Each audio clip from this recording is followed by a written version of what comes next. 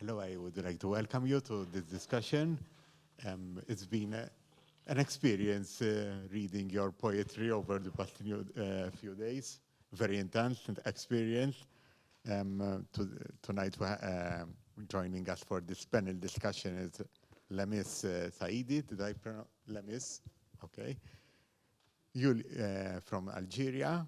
Yulia, is it correct? Yulia Musakovska from Ukraine, and Adrian Grima from Malta. Even, as I said, it was a privilege to have the chance to read your poetry. And you normally, in fact, when Jean-Paul phoned me to invite me to share this discussion, my first reaction, oh, poetry. I'm more into reading. I work as a journalist, so in a way I'm more into novels, which take me into different places. I'm a bit scared usually of poetry because it makes me deal with personal memories, and it touches something with him. I won't call it this, I'm quite a materialist, but it unsettles my body and my mind. But it's good to be unsettled sometimes, and to conflict in a way it's the theme of this discussion, borders and conflict. But one of the themes which brought to my mind while reading, going through the different emotions in your poetry, which deal with very different phases of life, is the concept of memories. And even from the Maltese experience, which is in a way in a border too.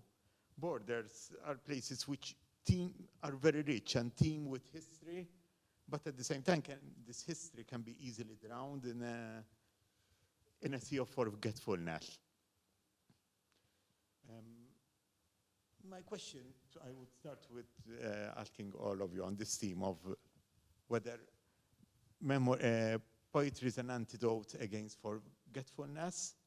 But is there a risk also of being imprisoned in memory? I don't see. Maybe Lamis? Yes.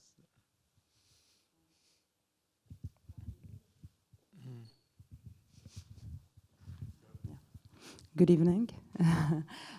First of all, I'm very happy to be here, and it's my first time in Malta. Beautiful country and very interesting in terms of culture and history and all what we share in common with Algeria and North Africa. It's interesting when you were asking your question, you just said, I went through your emotions when you were reading poetry. But I think that poetry is not just about emotions. It can also be about ideas, yes, and it can just draw the features, the physical features of emotions and also of people, of cities, of countries. It can have many aspects, like a novel, like a journalistic article, like philosophical writing, like a play, like a movie. It can have everything. It's not just about being lit. What I meant, it hits you in a different way. Yes, I guess, yes, it's more intense, but we usually tend to think about it as just emotional. And personally, I'm very skeptical, with emotions. Yes, I think poetry, if it's written in what I may call a good way, well, depends how everyone, thinks about good literature or bad literature. But I think when it's written, when it addresses people in a mature way, in aesthetic vision. Yes, it can represent a memory. It can talk about the history of people. It's not just about their personal experiences, or it's not just about the personal experience of the poet, but it also can be connected to a more general thing, to a more collective thing. And we can write, for instance, if we talk about history, poets that wrote about historical things have always existed, and for instance, poets who talked in their poetry or who approaches in their poetry, for instance, the wars and battles, and have always existed. Of course, in ancient times, it was more epic. It was more what I would call a poetry of propaganda. But then it evolved and it addressed it turned to address more intimate things. But at the end of the day, poetry can really represent subjective dimension of historical writing, and I think it's very interesting. And just buildings are a very important component in your poetry. Yeah. In fact, you even something which I could relate to. You speak about losing them one after the other, like an old woman loses teeth. Mm-hmm. That poem is from my collection of poetry entitled like a dwarf inching toward legend. In that collection, I speak about it's about the city of Algiers. It's the capital of Algeria. It's a very old city. It was founded in the 10th century. But then we have the very old parts, and we have this part from the colonial era, the French colonial era, which started in the 19th century and lasted for more than a century, from 1830 till 1962. It's a very long period. And the French, when they were there, they thought that they would be there forever. So they built that city with architecture that was very specific to the French culture and to the European culture. And what's interesting in that city, that Algerians were not allowed to share that space. I mean, they would go to that city to work, like, to clean or to do little jobs, but they wouldn't be able to live with the French, of course. The Algerian, for instance, in Algiers, they used to live in the old city, La Casbah, Al-Qasbah, which was built in the 10th century, the Arabic city. and there was like a border, not a physical border, but there was a political and a military and also an emotional border, because even an Algerian would be afraid to cross the line and to go to the next neighborhood, the neighborhood of the French. And in a novel that I've just read, an Algerian novel, the novelist described that border like a scar in the face of the city. Do you see a risk of forgetfulness in Algeria? No. In Algeria, no. Well, when I wrote that book, yeah, I just wanted to keep an image of that city, because yes, in a way it is disappearing, because, well, the buildings are getting very old. Of course, we try to, the government tries to renovate them, but there are people who live in these buildings, so it's really complicated. And it's really hard to preserve these buildings. But so I think that gradually they would disappear. And since I didn't have, when I was writing that book, I didn't have a good camera, and I don't think that I would be a good photographer, so I just wanted to keep pictures of that of that colonial city, and so I wrote poetry, I wrote poems. But the buildings may disappear, but the memory of the colonial violence, it's still there. It's still there, and it's very present. And the history has a very big load in Algerian life till now. Julia, your poetry is full of anger. And actually, you are living a war. You're living through history. Everyone lives through history, but you're living in a very particular moment in history. Yes. And talking about colonial violence in the nowadays. Good evening, everyone. Thank you for welcoming me here. And of course, for me, it is surreal to find myself in such a very calm and peaceful environment, talking calmly about different historical things when in Ukraine now a full-scale war unleashed by Russia is going on, and people are dying. So I will do my best to form all of the emotions into sentences, and to try to address these questions in a calm way, even if inside I'm literally screaming, because today has been a very heavy day for Ukraine. It is Ukraine's Independence Day, the 31st one. And actually, it's not the 31 year of independence, but a renewal of independence since the breakdown of Soviet. So for us, it's of course a very symbolic day, and we are very proud of the independence and of the fight that people before us and people nowadays are putting. And but it's for our enemy, it's also a very symbolic day to attack. So I can be emotional today, so I apologize in advance. Well, when it comes to writing in the times of trauma and war, it is really very special, and it's a special experience. And I think the writers that are able to write during this time, they have some sort of relief. So this is actually a blessing to be able to express yourself and not to hold everything, all of these dark things inside of you, because of course they're poisoning you.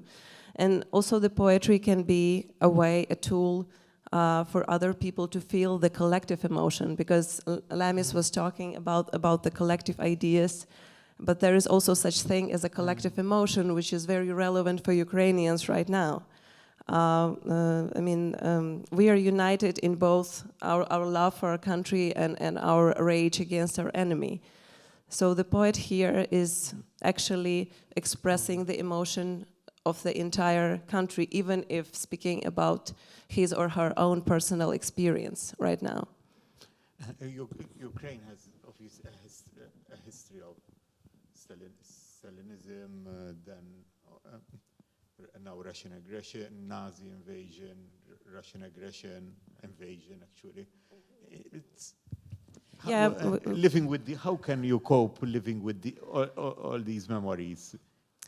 Well, we have an unfortunate neighbor that we cannot be clearly and truly separated from. So this has affected our history through the centuries, and impersonated by the Russian Empire and the Soviet Union. Russia was always there, and Ukraine is of course a very attractive piece of land and a very industrious group of people, and it's a huge asset. So it has been sought after by different empires, but especially in a cruel way by Russia. So there were, my city Lviv is in the western part of Ukraine, and it has been under Poland and under Austro-Hungarian rule, but there were never such cruel and sad memories as under Soviet occupation. And of course, what the regions of Ukraine that are now temporarily occupied by Russia are experiencing, it's just unimaginable, because we all have seen in the news the pictures from the territories around Kyiv that were very briefly under Russian occupation, and all the evidence of murder, torture, and rape and whatnot. So this is what the Russian occupation looks like. You write a lot. Two themes which I found interesting: bones and holes, which are infliction of really physical pain. Yes, exactly. It's not an abstract pain or a metaphor. When we see is there a risk that this living through a war will brutalize not just the invader, but also the one who is being invaded, because war changes people. Of course, if your friends and relatives are killed, you're being emotional and you feel pain and rage and anger. But and that poem Holes, it was written in early March, I think, when the crimes of Bucha were discovered, and it was a huge shock to everyone.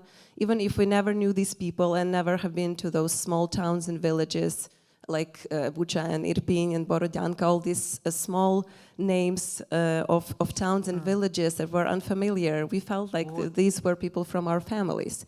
And the shock was huge, and the rage, and I can literally say the hate was there. But at the same time, as the time passed and this war, the Russia's war continued, we felt that we cannot go on with hate for too long. Because it's corrosive too. It is very destructive, and even if there is no talk of any forgiveness because the war is still on, and you know the opponent doesn't show any sign of regret or remorse, and of course cannot be forgiven. But what we can do is try to focus on the constructive things. You don't have to hate your enemy to destroy it. And now we have to save all of our energy for survival and for fighting against the oppressor. In one of your poems, before I turn to it, you seem to refer to the futility of the rest of the world cheering and supporting loudly with this her pride that you're resilient, while a mad dog was ripping bloody pieces of meat from her body.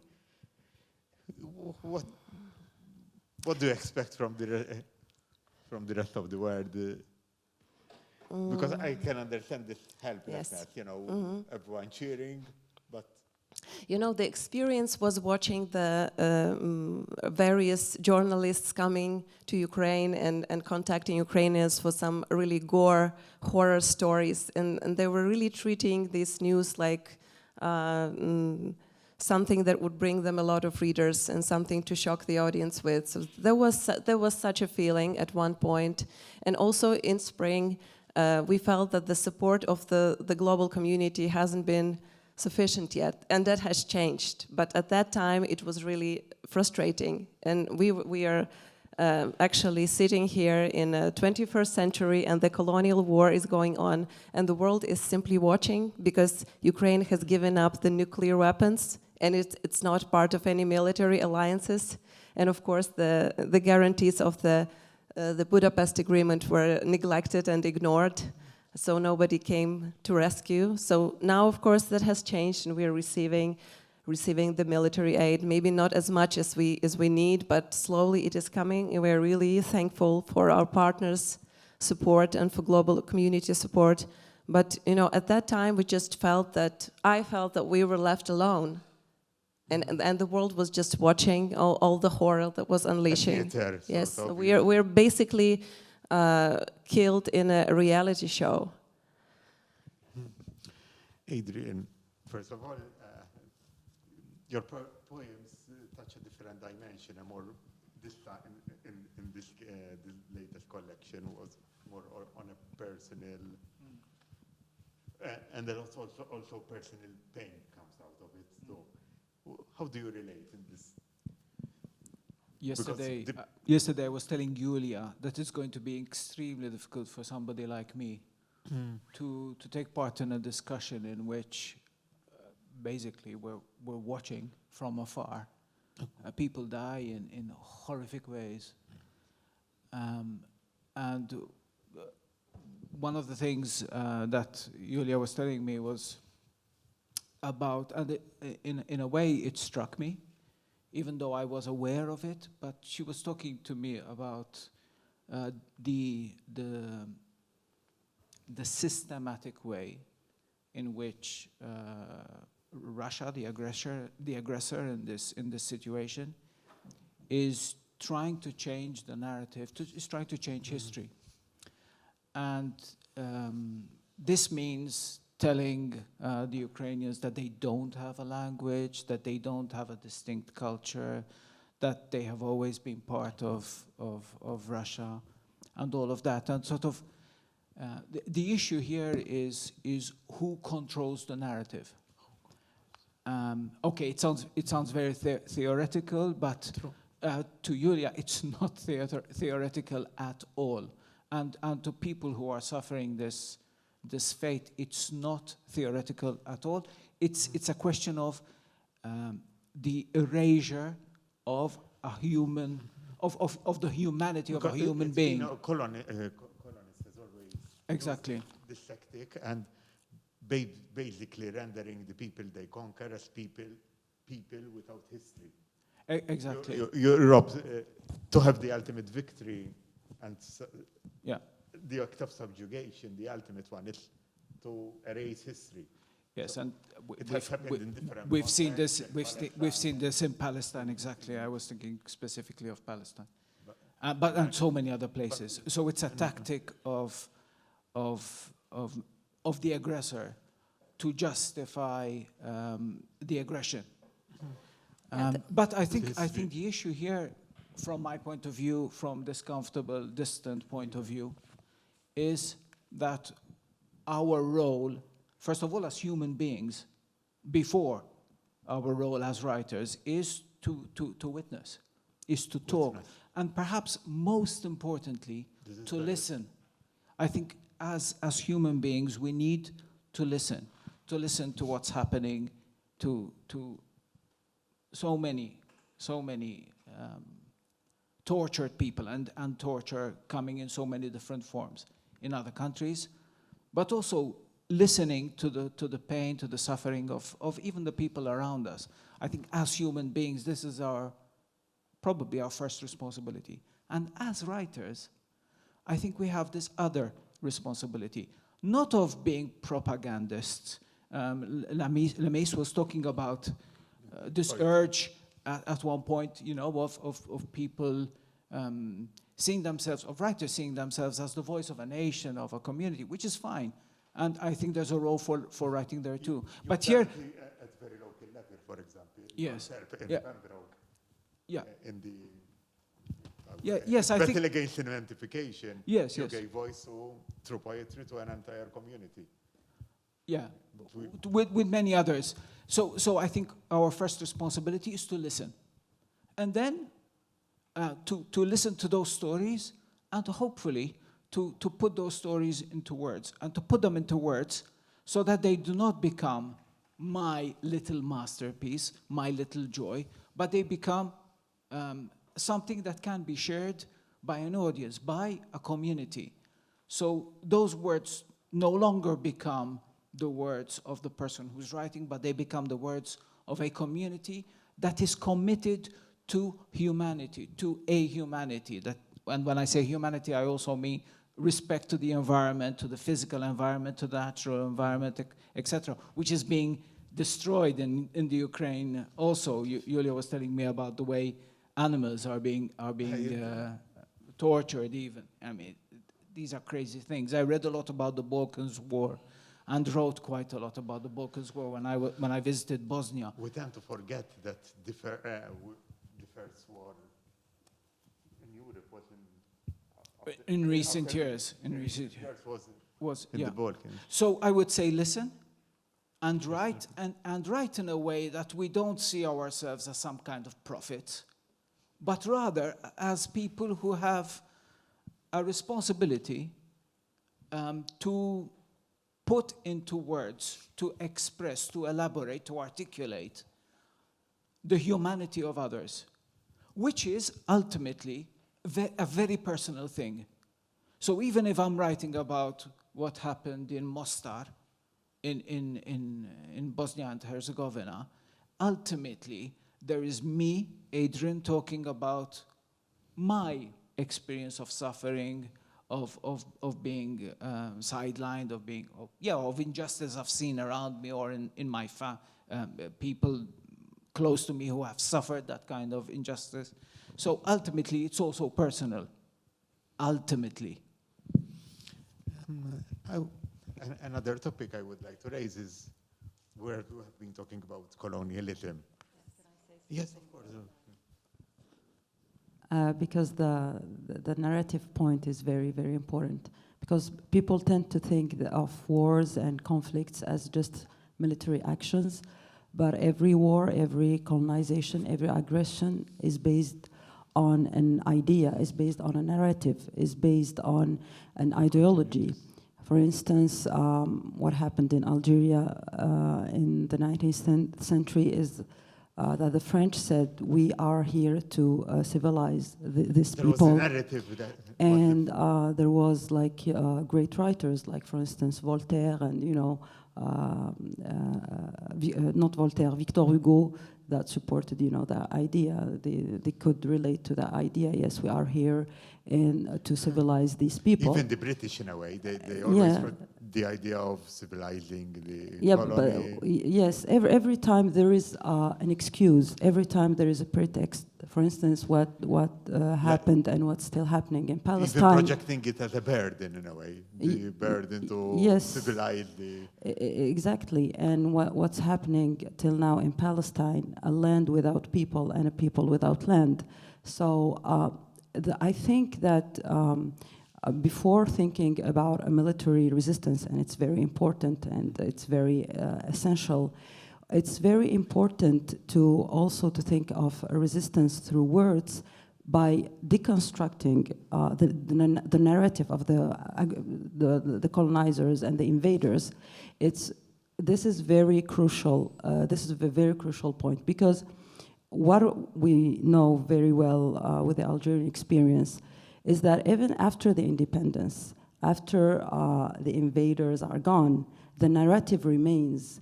And there is this narrative that remains in a sort of cultural and intellectual colonization that is still there. So I think that if a poet or a writer should have a role beyond the fact that he's the voice of the people, well, I don't agree very much with this, because today, I mean, everyone can witness. I mean, with a live on Facebook or on social media, you can, you can witness your own about your own experience. But I think the major role of a poet, of an intellectual, of a writer, is deconstructing the narrative of the invader and offer an alternative narrative. I think this is very important.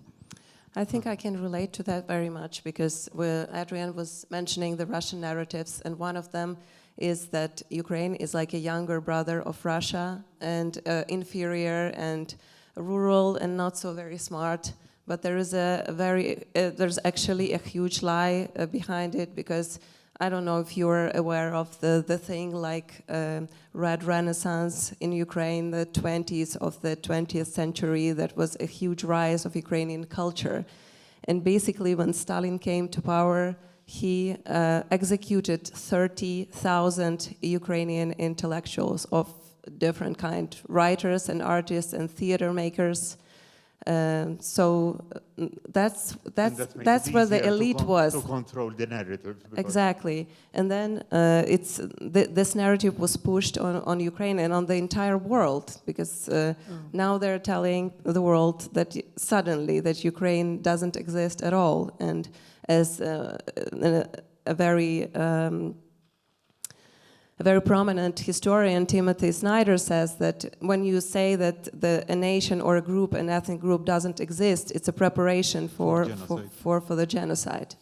So I totally agree that one of the writer's role is, especially in post-colonial reality, is deconstructing the myths. And I do have a poem that also addresses this, that the younger brother is actually a myth, and there were never brothers, and Russia was always a dominating and oppressing country. But inevitably, Ukraine has a relationship with Russia. Because we are neighbors, yes.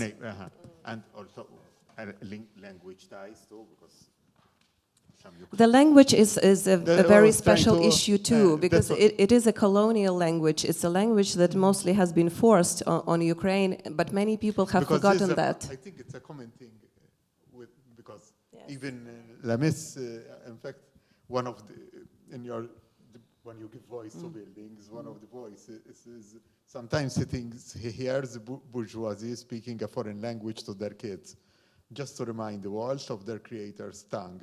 Although the walls only know the language of their builders. Man who quietly cares the construction former or whisper dirty jokes about his wife, which is but still there is a bourgeoisie which looks up to the French, I assume. Yeah, well, the neo-white, I don't know if we can call them that way. I mean, there is, well, this is one of the drawbacks of the colonial violence, that even when the colonizers are gone, there are people from the country who want to be the new colonizers. It's, one of the psychological drawbacks of this kind of violences. But the language in general terms is a very political political issue. And in my country, it's very politicized all the time because we have, well, I think we have the chance to have different languages, but of course they are the legacy of different colonizations and different wars and different. And well, this is the history of humanity because nobody comes and says, hi, I want to share with you my language, I want to share with you my culture. It has never been this way. It has always been done through wars and through violence, and that's how we share things, unfortunately. So in Algeria, this linguistic problem is here. For instance, with the French colonization, Arabic, which is one of the languages of the Algerian people, was considered by an official decree as a foreign language, and of course it was not taught in schools. And well, we had French schools, but they were not very accessible for Algerian people. So rarely people could send their kids to school, and if they were able to be sent to school, they would learn things about, you know, the French culture and the French history, and of course in French. So we were dispossessed of our proper languages for more than a century. So then when we tried to recover them, of course, it was done the wrong way because it was politicized, and the language became also a tool of, a means of propaganda by the regime. And so it became very complicated, and we couldn't manage also the multilingual aspect of the Algerian culture. Because, you know, between Arabic and Tamazight and French, so it's really hard to manage these kind of situations. Yeah, I wanted to add about the language, because this is a very sensitive and painful issue at the moment, because we have quite a lot of Ukrainians that are speaking Russian and used to it and call it the native language. Yes. Even if this was a language that was mostly forced on different ethnic groups.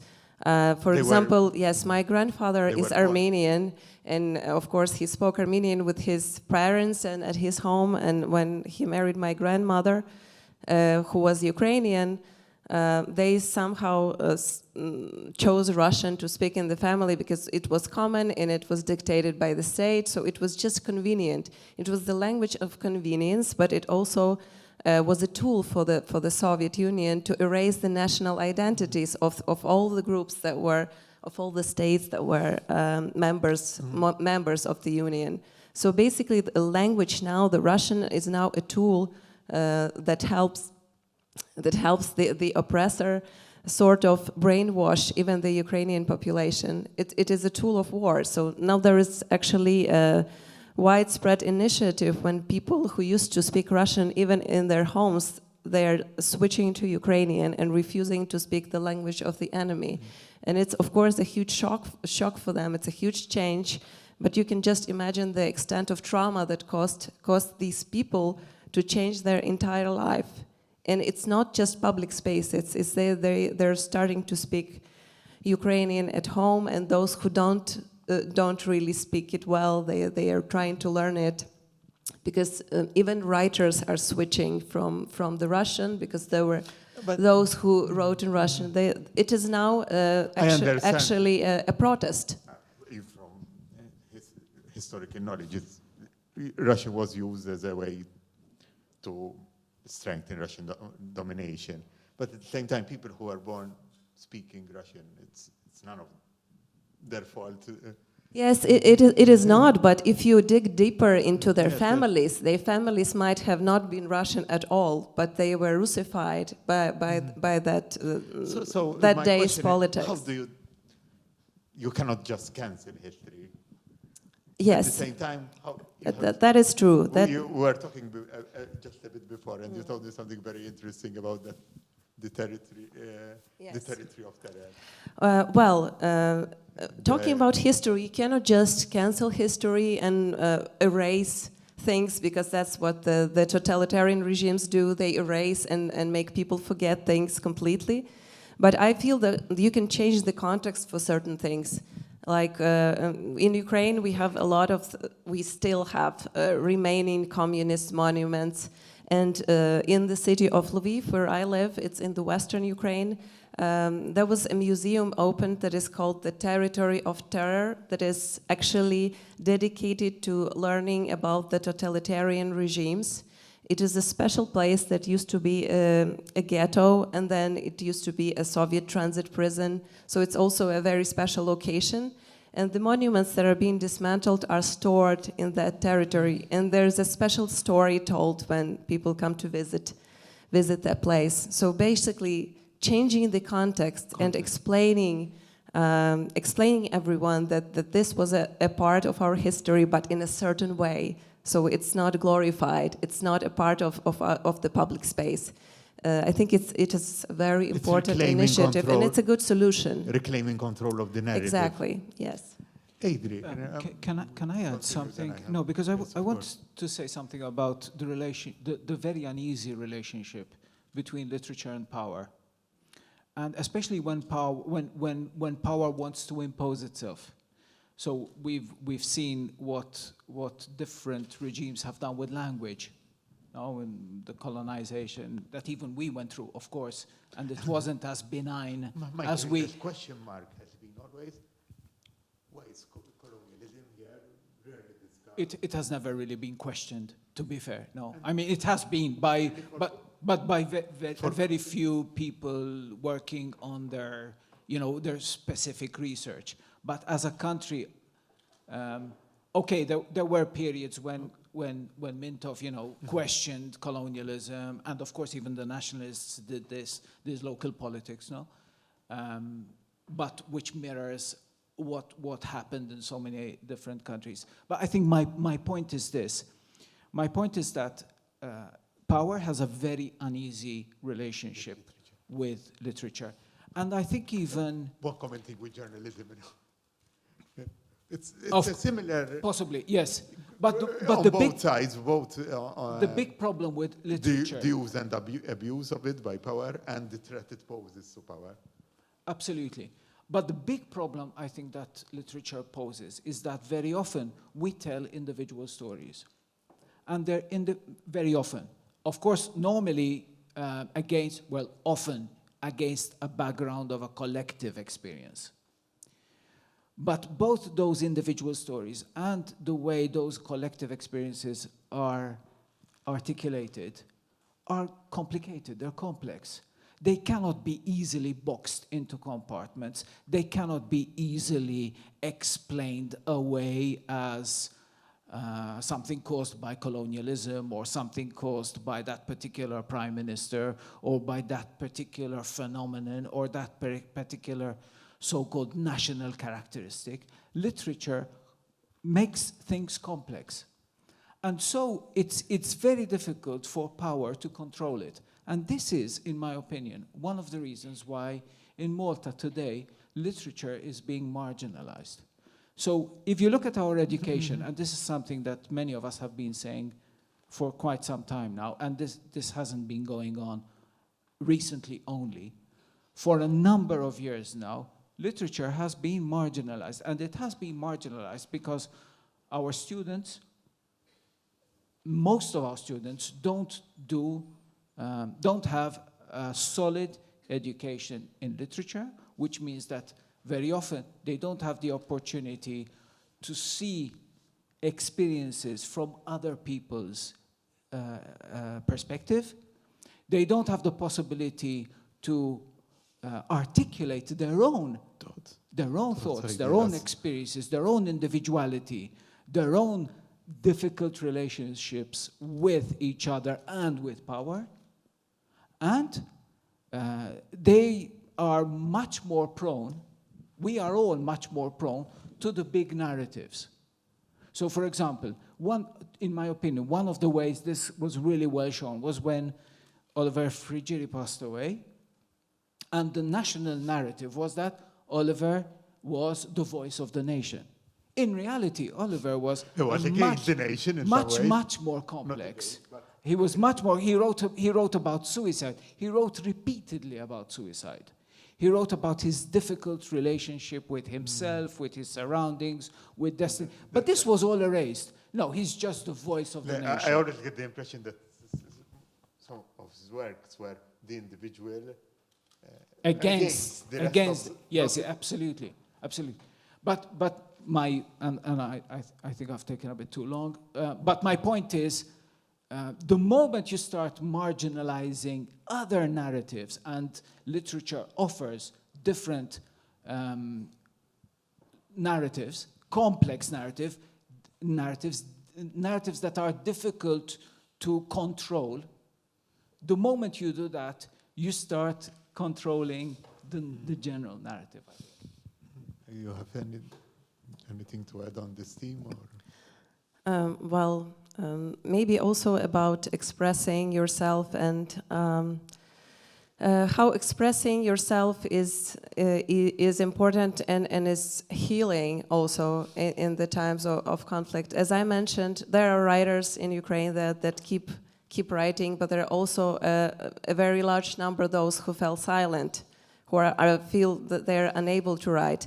But also the people's response to the poetry in Ukraine and also abroad to the poetry created in Ukraine was really huge this spring, and there's a continued interest. It's around the country, people are sharing poetry written just in that very moment, and it is something that is uniting people and gives them hope. Of course, the main task now is to testify, to tell the truth of what is going on right now, but it's also to help people unite around something.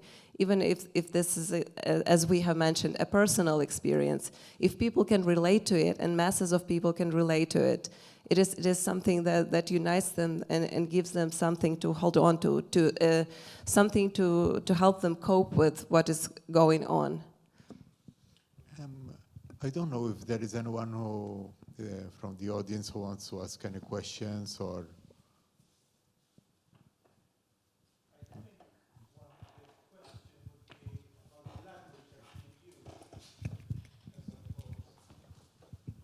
We're talking about imposing narratives, but I think one of the major aspects is the imposition of a language. And we've seen it in Algeria, where French is imposed. Not anymore. But it used to be. Yeah, it used to be. And basically, I think the language, and I think also the construction of a narrative can be a bit more pernicious. So instead of erasing a narrative, the colonizer, the aggressor, can choose to gaslighting, basically. That it's like Maltese was always, for example, considered the language of the kitchen. That the domestic, because exactly. this is a term used by. Exactly. Because this is a term that is used by, or I read in a book of Essia Jabbar, which is one of our greatest writers. She used to write in French, so once she talked about Arabic and she described it as, a domestic language. She said, I can't express myself. I mean, I can't express myself about, for instance, about culture and intellectual issues in Arabic because it's a domestic language. So. And I can relate to this because the same with the Ukrainian, the Russian used to call it a village language. Even during Soviet, it was not really prestigious to speak Ukrainian. People who came to Kiev, for example, for the capital, to get education or to make a career, they dropped their Ukrainian because it was a village, a rural language. So it's very similar. Mm-hmm. If there, okay. Somebody asked about the after effects of the war, etc., and colonization. In Malta, for example, unfortunately, it's still very much the case that Maltese still suffers in a way from what happened during colonization, right? And especially even nowadays, interestingly, from the government side, the authorities side, there is a push to try and push away Maltese, so that English is becoming more and more the prestige language. It has been, and unfortunately, there is, I think, an actual specific plan to try and reduce the the more public or academic use of Maltese. So it becomes again just a domestic language, right? And this is now. So this is, in other words, you know, have been a colony for a long time, although in principle, I guess we still are a colony in a certain sense, but in a more intellectual sense also, or cultural sense. I think the colonization, especially, you know, British and English, the dominance of English and language especially, is still very strong, and unfortunately, I think is winning at the moment. Yeah, can I say something about, because when Lamis was, when you were talking about language, I think you said something which which really resonated with me. You said, because of course the situation in Algeria, which I know a bit more than I know about the linguistic situation in the Ukraine, but in Algeria, it's a very complex situation. You have Tamazight, but not only one kind of Tamazight. You have Standard Arabic, you have the local variety of Arabic, which is almost completely different from Fusha, a different kind, well, significantly different in some ways, no? And then you have different varieties of Algerian Arabic. So it's a complex, it's not easy to manage this situation. And this is what's happening, I think, in Malta, no? So, of course, on a much, much, much smaller scale, but one way I think that the powers that be want to solve the language issue here is simply to erase Maltese, quite simply. I mean, Maltese is standing in the way of our progress, of our advancement, and this has been going on for many years, and I think it's part of the mentality of the people who have more of a voice than many others, but I don't want to say that it's a simple issue. There's, of course, a lot of opportunity in the fact that you have so many languages being spoken in Malta today. I personally don't think that English is the lingua franca. Neither is Maltese, quite frankly. So it's a complex situation. And the problem I see is that, one, Maltese is seen by many powers that be as the problem, which it certainly isn't. In many situations, it is the lingua franca. And two, it's a complex situation that the powers that be, would prefer not to just tackle. An observation. One thing which fascinates me about Malta is there is lots of nationalism in a way. It's quite a powerful ideology here. But at the same time, there is so little pride in language, history. Very few people study it or are aware of it. History has also been marginalized from schools, like literature. Maybe it could be taught in a more interesting way, maybe. It is taught in interesting ways, James, but it has been sidelined. But it's... So it's So that's what it's... Julia, it's the erasure of our... The erasure here is happening not Yeah. because being forced, but It's autochthonous. by a heavy hand of a colonist, but it's still happening. And we're doing it to ourselves, quite frankly. I would like...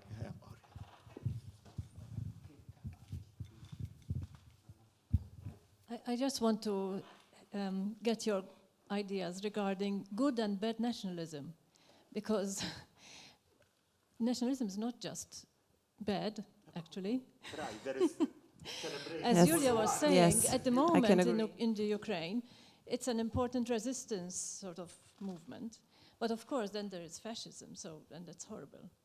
But, and as we are saying regarding Maltese, we remember that I was a product of the Mintov times, you know, and where there was a huge effort at schools for us to be proud of our history and this and that and the other, and I feel that is all gone. It was also at the the time moment. where we discovered the idea that Maltese is Arabic.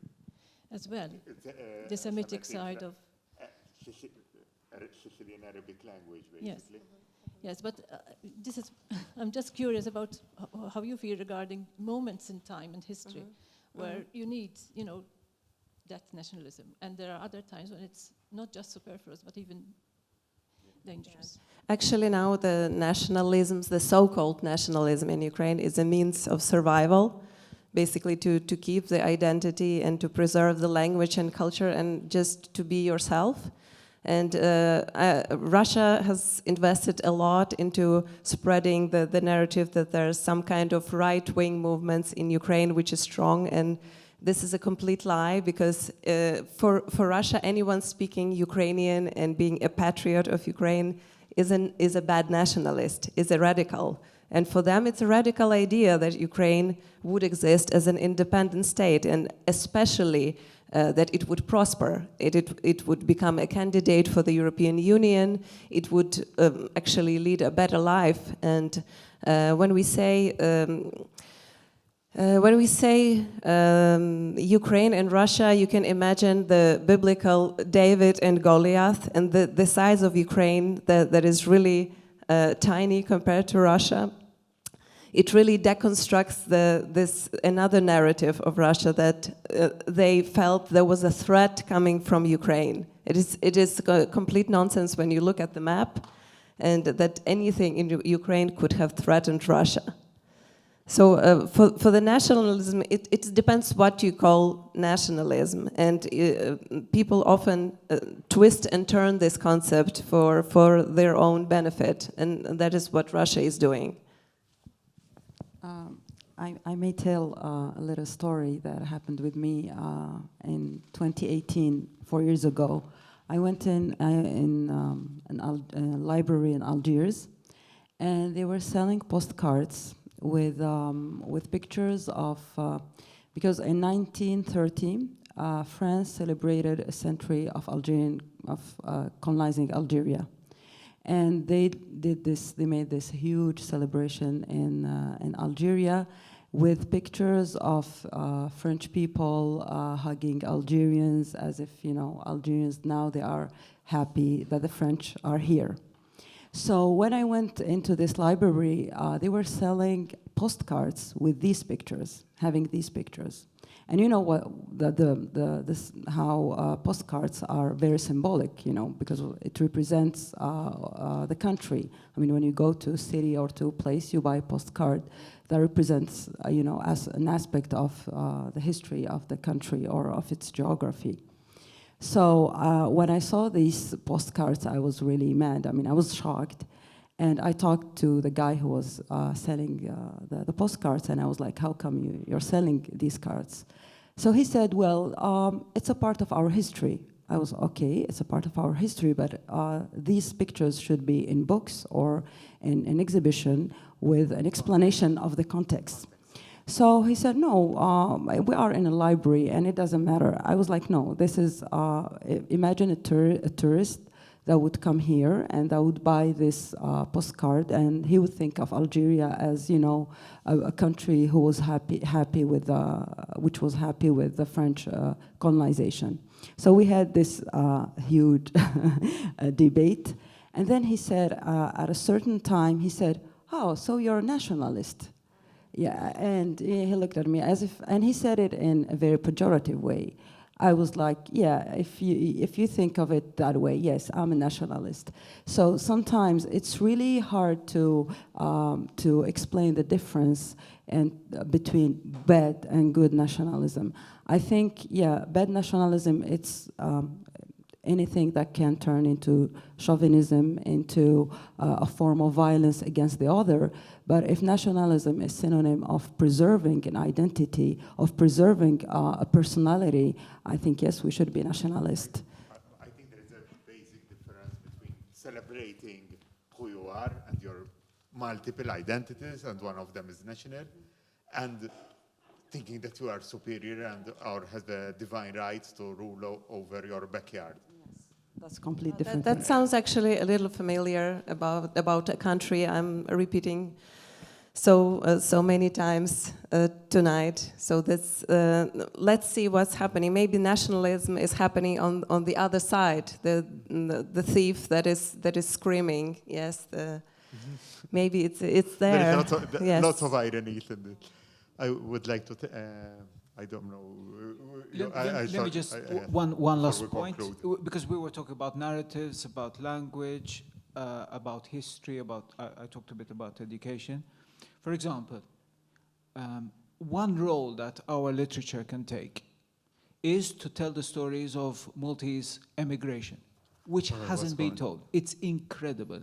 It was an incredible phenomenon for so many because families. Because that's what when I said how history is taught, even at secondary level, I'm speaking, instead of all this being taught about the fortifications, they are important to know about. They do quite a lot of interesting things in history.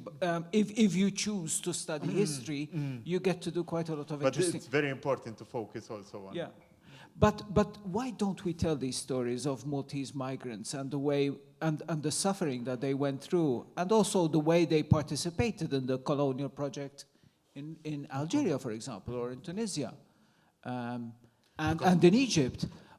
Their complex relationships with other Europeans, the fact that they were considered to be the least among the Europeans, but always, better than the others. So we need to face these issues. So literature raises a lot of complex situations. Since we're not in a war, because then I think literature then has a very different role. Like it had in the Arab revolutions in 2010-11, it had a very specific role, and it's the same role that literature has today when communities around the island fight against overdevelopment and greed, absolute greed. Which is our mini war in a way. Yeah, which is our mini conflict. Compare it in a way to. But literature has a very productive, very creative, very interesting, very complex role to play, and if we continue to marginalize it, then I think our communities are not going to know themselves. They're not going to know their histories. They're not going to know their present, their complex, the complexities that surround them, etc. The landscapes. Ironically, we're threatening the basis of what should be the basis of a national pride, because we have pride, nationalism expressed when a boat of immigrants arrives, but that it stops at that. That's the kind of nationalism which is breeding around, while the important thing of celebrating who we are, our position in the Mediterranean, our music, our so many things. On that note, I would like to thank you for listening to us. It was a great pleasure for me. Thank you, Lamis. Thank you. Thank you, Julia, and thank you. Thank you.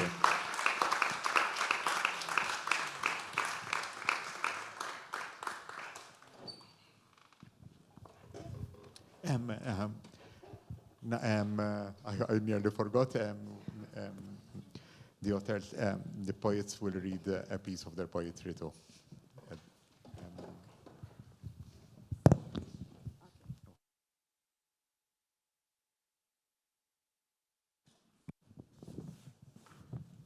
I will read a poem from my collection of poetry, like a dwarf inching toward legend. I'll read it in Arabic, and I think somebody will read the translation in English.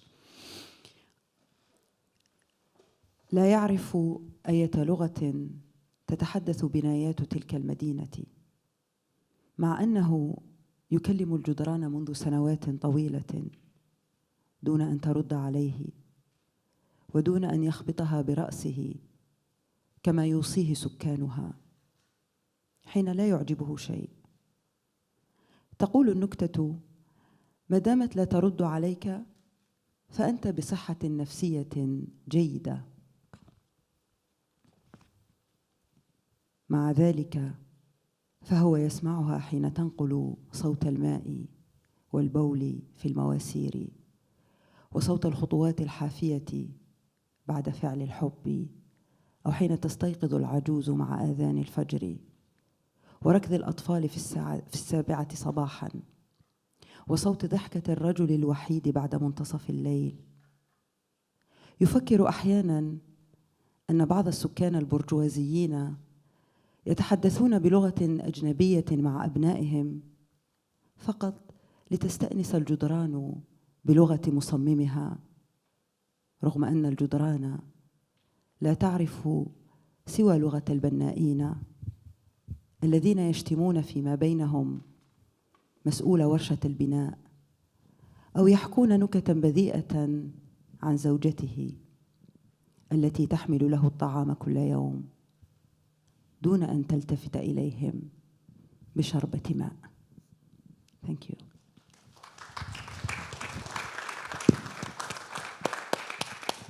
He doesn't know. He doesn't know which language that city's buildings speak. Although he spent years talking to walls, they never answer him until he beats his head against them at the neighbor's urging, when he gets worked up. Like the joke goes, as long as they don't answer you, your head's fine. But he hears the whooshing of water and piss through pipes and the sound of bare feet after making love, or when the adhan wakes an old lady, children running at 7 in the morning, a lone man's laughter after midnight. Sometimes he thinks he hears the bourgeoisie speaking a foreign language to their kids, just to remind the walls of their creator's tongue. Although the walls only know the language of their builders, men who quietly cursed the construction foreman or whispered dirty jokes about his wife, who brought his lunch daily, paying them no mind, not even for a drink of water.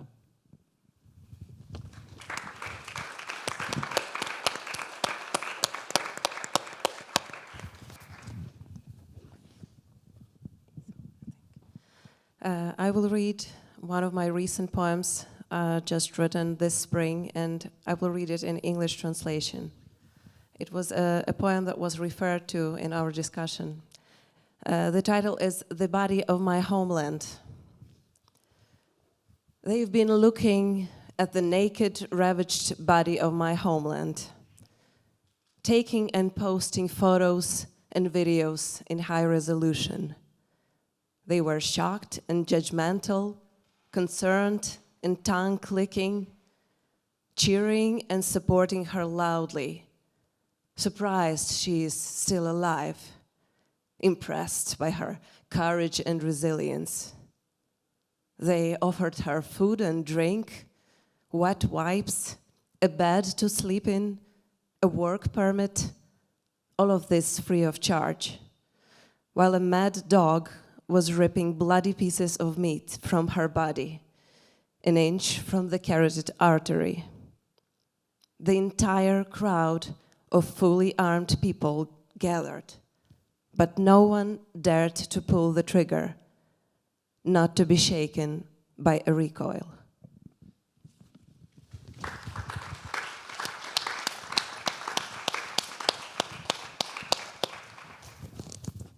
Then we will have another poem of mine translated by Adrian, and he will read it in Maltese. Yes? And then I will read the Ukrainian original. Metaphors? Okay. Mm-hmm.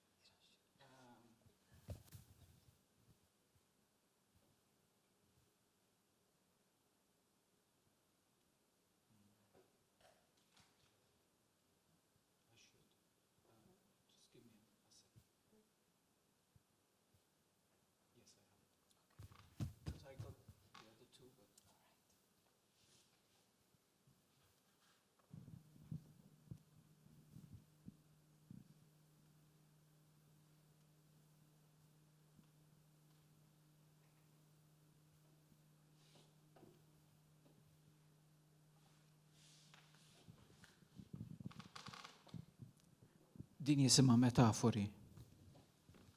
Metafori. Bla grazzja dal-poeziji, orrur. Imxappa fil-kolla, politikament verament mhux korretti. Mem ebda ġmiel fihom, ebda estetika. Metafori niexfa u sparpaljati li ma ħallawhomx jiftħu. Metafori mitfuna qalb il-bandli taħt bsaten imsalba fil-post, iffriżati f'pożi mhux naturali mitluqa fuq letibi mimlija trab. Miġbura fejn in-nar fit-triq isajru biex jiggranfaw mal-ħajja. Metafori qed imutu bil-għaġġ taħt it-tifrik li sparawlhom f'karozza taħt ċarruta bajda tperper. Mitluqa wiċċhom l-isfel fuq modija, kull xorta ta' basketiet imlewna fuq darhom. Ma' ġemp il-klieb u l-qtates li rabbew. Aħfru li jeżis spettaturi tat-teatru tal-gwerra. Kull ma nagħlikom illum, sinjuri, dat tip ta' poeżiji.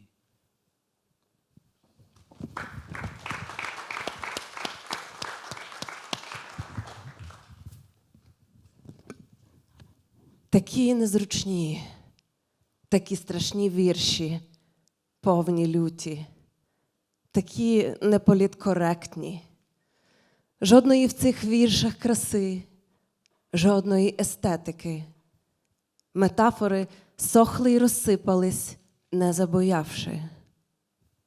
Метафори закопані на дитячих майданчиках під нашвидкоруч збитими хрестами. Завмерлі у неприродних позах біля під'їздів будинків, присипані пилом. Готували їжу на відкритому вогні, намагались вижити. Загинули від зневоднення під завалами. Розстріляні в авто під білим прапором із простирадла. З яскравими наплічниками за спиною лежать на асфальті до лілиць, поруч із котами і псами. Даруйте, але такі вірші – це все, що маємо для вас на сьогодні, шановні пані та панове, глядачі театру війни. Thank you.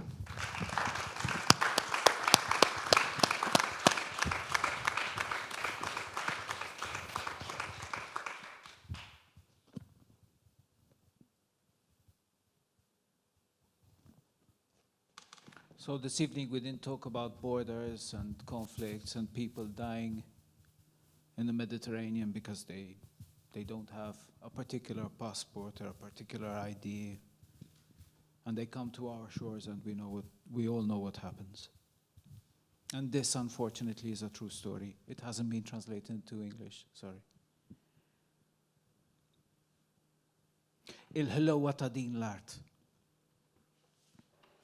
Kont il-bank kull ma tlabt. Kemm tipparkja miżerja ta' paga fuq il-linji s-sofor bil-hazards mixawlin. U tneħħija meta jiġi il-kont tal-ħobs tal-ħalib u pakket sigaretti biex taħraq il-ħsibijiet għaddejjin. Kont biss. Numru twil jekk ma tiktbux ma tiftakrux. Talbuk il-numru tal-ID, il-passaport, il-kondotta. Talbuk ittra minant li mallem, minant il-sindku, minant il-segretarju tal-kappellan, minant il-xofira tal-ministru, minant il-kabinet, minant il-xitan, minant il-xieħ. Talbuk ittra uffiċjali minant tal-laħanin. Talbuk assigurazzjoni bil-miktub li t-turisti se jibqaw ġejjin, li l-loqom ta' dik il-mizerja ta' paga se jibqaw nizlin.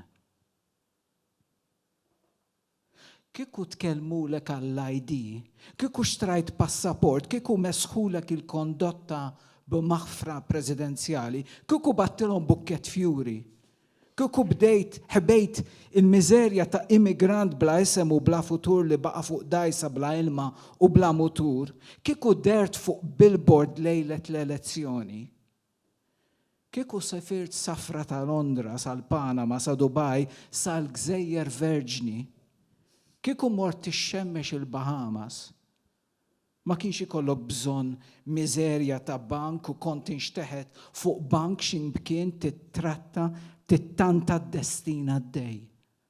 U tibki dik il-ħlowa ta' art li laqetek, li ħadnitek, li ħadmitek, li naqqaxt numru twil fuq qalba